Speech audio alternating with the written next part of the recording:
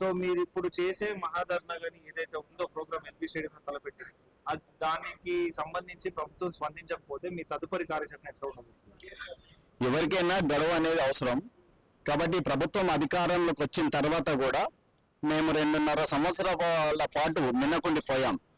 ప్రస్తుతం కాలాతీతం అయిపోతా ఉంది, వాళ్ళ పరిపాలన కూడా దగ్గరకు వస్తుంది కాబట్టి మా యొక్క డిమాండ్స్ ముందుంచాం. ఆ క్రమంలోనే ఇంకా 3 నెలలు అడిషనల్ టైం, వాళ్ళ గ్రేస్ పీరియడ్లకి ఇంకా 3 నెలలు టైం ఇచ్చి మా యొక్క నిర్ణయాన్ని మహాగర్జన పేరిట బహిరంగ సభను 1,00,000 మందితో బహిరంగ సభను లాల్ బహదూర్ స్టేడియంలో ఏర్పాటు చేయదలపెట్టినాం. అయితే మీరు అడుగుతున్నారు ఆ తర్వాత గవర్నమెంట్ స్పందించకపోతే ఏందనేది. అప్పటిదాకా వేసి ఉంటాం, చూస్తాం, వాళ్ళకి గడువిచ్చాం, మళ్ళీ ఒకసారి విన్నవించుకుంటాం. ఆ తర్వాత మా యొక్క కార్యాచరణ ఎలా ఉంటుందో మేము చూపిస్తాం. సో ఇప్పుడు మీ వికలాంగులను పట్టించుకోకుండా మూసీ కోసం 1,50,000 కోట్లని కేటాయించడం బడ్జెట్ లో మీరు ఎట్లా చూస్తారు? మేము దేనికి వ్యతిరేకిస్తలేదు. మూసీ ఆధునికరణకు మేము స్వాగతిస్తూనే ఉన్నాం.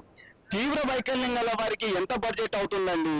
నెలసరి వాళ్ళకు ఒక్కరికి 15,000 రూపాయలు. వాళ్ళు ఉన్నారు 2,000 మంది లోపలనే ఉన్నారు.